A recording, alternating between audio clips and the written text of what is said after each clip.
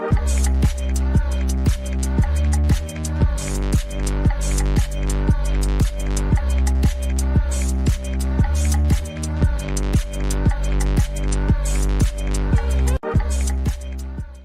there, it's John from Commercial Real Estate Online. Welcome to the program.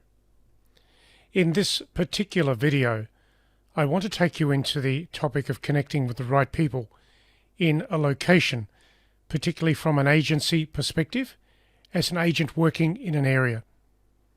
When you connect with people regularly and specifically, you can win more new business.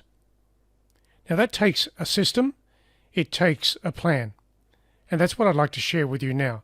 That particular system that's worked for me over many, many years, and of course how you can take this system and add it to whatever you're doing now on a personal basis to grow your business, because some of these ideas will help you connect with more people, and that is exactly what you want.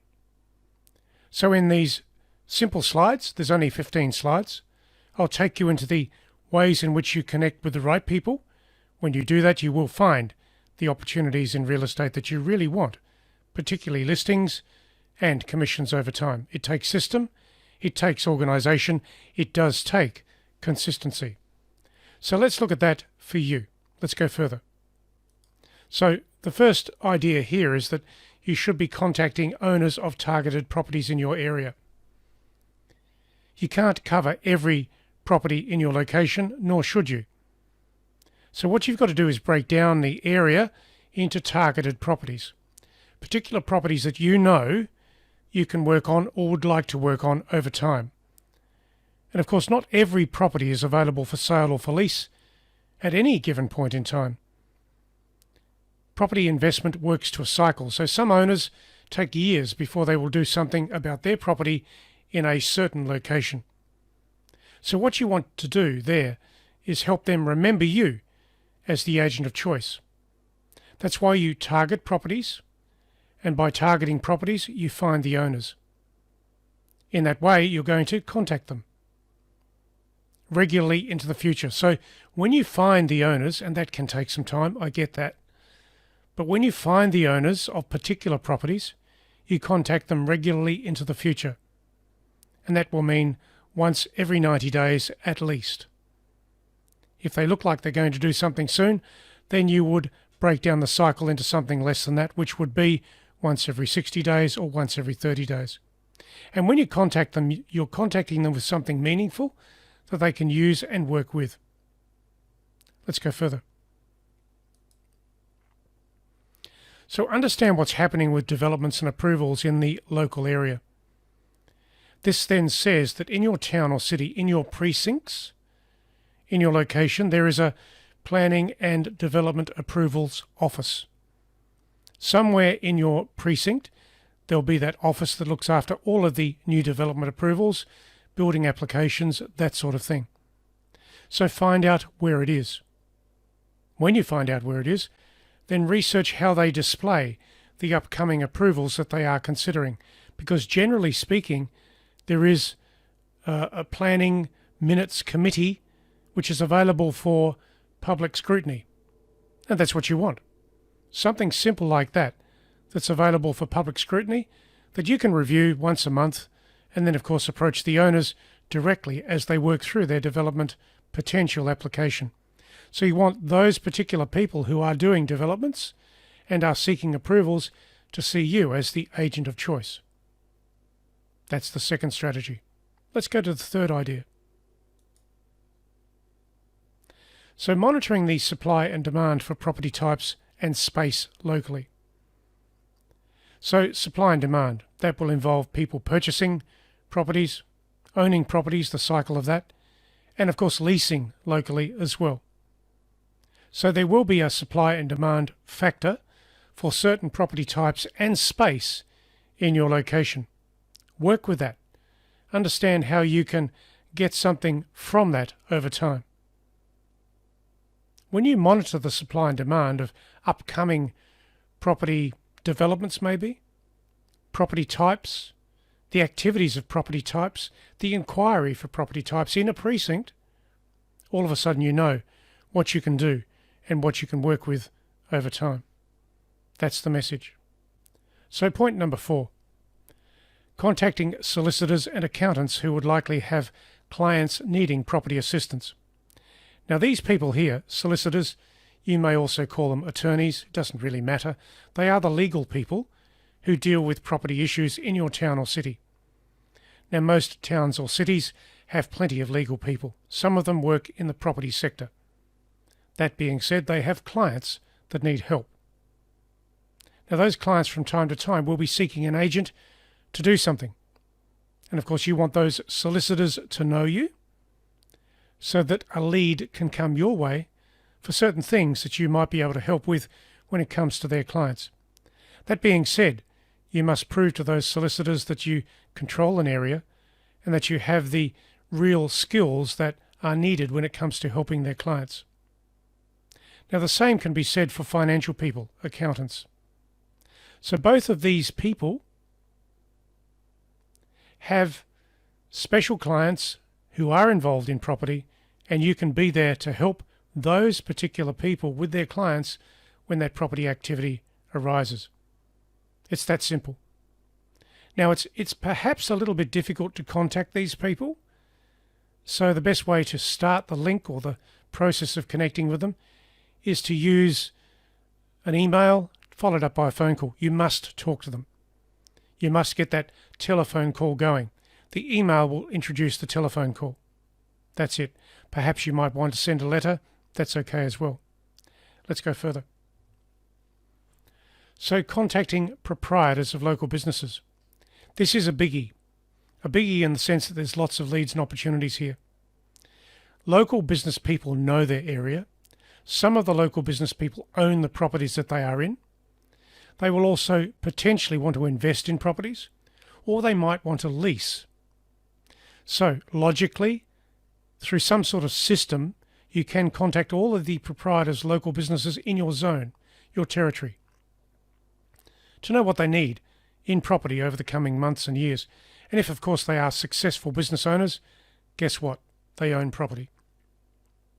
So in that particular single factor of approach, there are so many people in there that own property who need property help, maybe for their business, maybe for their investment.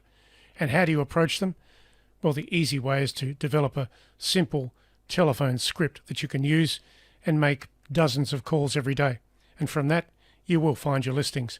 It's that simple. Let's go on. So monitoring the sale of other properties in the area listed with other agents. You've got to do that anyway. For a number of reasons. Of course, there'll be some sort of sales result there, potentially, and you want to know what the sales result will be so that you can track the unit area sale price by property type, by precinct, by location. So that's one thing to do. But the other idea in monitoring the sale of other properties is that some agents market their properties pretty poorly. That says that the listing will eventually become an open listing. And guess what? You can help with that. So you can then approach the owner of that property when it becomes an open listing to help them with your specific ideas of marketing, specific strategies to take their property forward in a different way. Interestingly, when you approach the owners of other properties who have had a failed campaign with another agent, they are very open to adjusting their method of marketing, their method of sale or lease, and guess what? Their price. That works. You can get many listings in that particular way by watching that particular trend of other properties. Let's go further. So tracking the time on market locally to sell or lease properties. Now in this particular property market, things are changing, but they always do. At the moment, in many locations, the market is coming off of a peak and is becoming more ordinary. So this ordinary market will exist for the next couple of years, 18 months to 2 years, until some other trend takes over. So what you can do with that is track the time on market locally to understand what's happening in sales and lease activities. Time on market. That will be short or long. And of course, it's all driven by the marketing campaigns for the particular properties, the agent who may be very good in marketing or may be very poor. So the time on market will be relevant to the agent, the method of sale or lease, and the price, or rent, as the case may be. So what you do there is track what is happening. And of course, as prices adjust over time, and when they come off a peak, when those prices come off a peak, then sure, the owners of the properties need to adjust. I get that. But the agents are the best people to produce the evidence to the owners of the properties so that they understand what's happening with prices and rents. So make sure you have that evidence and facts about the time on market and graph those issues so that when you're talking to clients about their property, you can prove to them this particular thing or trend is what's happening. And if they really want to lease or sell, then they need to adjust to market conditions. Now, you are the professional, and you can help them understand that. Going further, so keeping a running check on prices and rentals paid for commercial property, and when I say commercial, I mean office, industrial and retail. It doesn't really matter what you specialise in, but make sure you are tracking office, industrial and retail rents and prices for your speciality, whatever that may be. Now, the prices can be broken down into a unit of area. So that will be dollars per square foot or per square metre, and also rentals per square foot or per square metre, depending on your location. In saying that, as part of rentals particularly, understand the differences between gross and net rentals and the outgoings costs that are the extra costs that a tenant will need to pay if they go into a lease. So you've got prices, you've got rents, you've got the gross and net rents there, and also the outgoings. When it comes to prices, it pays to understand the differences that apply with prices depending on the method of sale. And that could be an auction, an expression of interest, a tender, a price by negotiation. Understand those things. Let's go further. So this is an interesting idea to work with. Know what is working in your location when it comes to property marketing and inspections. So certain things work in property marketing. And you can specialise within that because, of course, you've got the online methods of marketing. You should also have the direct methods of marketing, which will be flyers, telephone calls, meetings, letters. Certain things work better than others when it comes to property marketing of certain property types in certain precincts. Now, as the industry professional, you can track that. The telephone, by the way, is a marvellous and most effective way of marketing anything and will be into the future. Email is a second-grade method of marketing, and social media is a third-grade method of marketing. Now, that might upset some people, but social media is there, sure, but it's not a biggie when it comes to converting inquiry. The biggest inquiry converter is direct contact, and the best way to do that is to lift the telephone. So understand those things and use them directly with the properties that you list. Property marketing, it's so important. And I will add one special comment here. When you list something, any property type, whatever it is, office, industrial or retail, visit the property yourself before you take anybody else there and understand how you will walk around that property to show that property to other people. Develop a strategy of the internal walkthrough and the external walkthrough and the features that you will talk about as you go through that particular property. That is indeed an inspection strategy, and that helps you build the momentum during the inspection for the particular property that you are showing. In saying that, and with this particular topic, there is a big difference between exclusive listings and open listings. And I generally say that you shouldn't be openly listing anything unless you really want it for a particular reason. The only listings that you should be working on are exclusive listings, and when you get an exclusive listing, work on it deeply and comprehensively. Let's go to the next point. So, finding people in your database that may have an interest in your listed properties or transacting soon. That in itself is an ongoing daily process. That is revisiting your database, looking at who is in there, looking at the last conversation results, creating another telephone call when the time is right, talking about things from the previous conversation, doing more with your conversations to find the next trend. Now, some property owners take months, if not years, to move to the next sale or lease scenario. That is why your database is so important to the trends that you need and want. Your database is something personal. It's not something that you can delegate to some assistant who's working with you or for you. Your database is yours. Work it deeply, thoroughly, comprehensively. That's how you get the results in our game of commercial real estate. Know what's in your database, keep it up to date, keep the conversations going, and over time, the results happen. Let's go further. Matching people. Matching people. That is putting people together. A top agent does that all the time because they know what their VIP clients and their clients are looking for or needing. And from that point or that strategic approach, they then match people to the situation, to properties. And that's locally, within property types, and the strategies for that, be it sale or lease.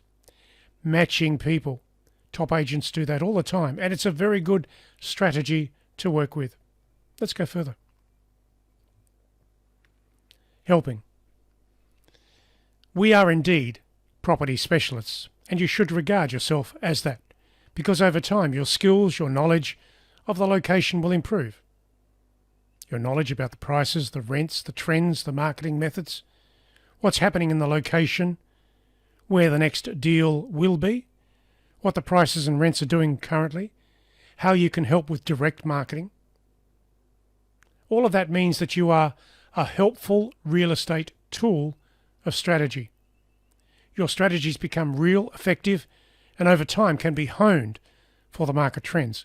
I said to you earlier that the market trends always change, and they do. That's fine. You can work with that. And indeed, a changing market is a good market because you can always adjust.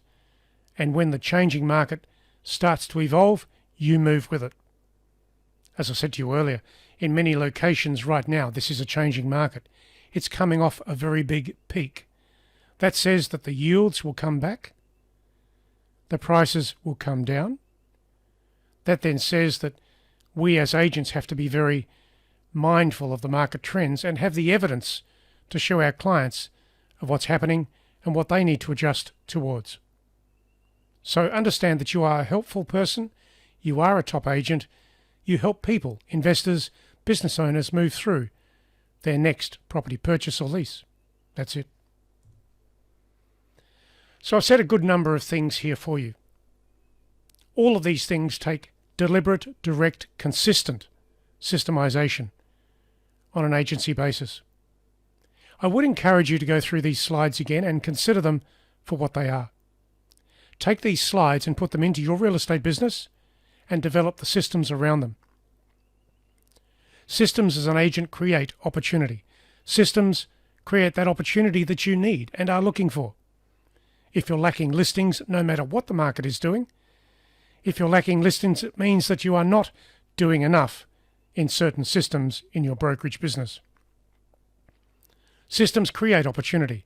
I encourage you to look into that and to evolve that in your daily, weekly, and monthly activities. Be diligent, be direct, and be very active. So thank you for listening to this particular program. Of course, there are other ideas on the website that can help you. This is John Hyman signing off for now. I'll catch you again in the next video.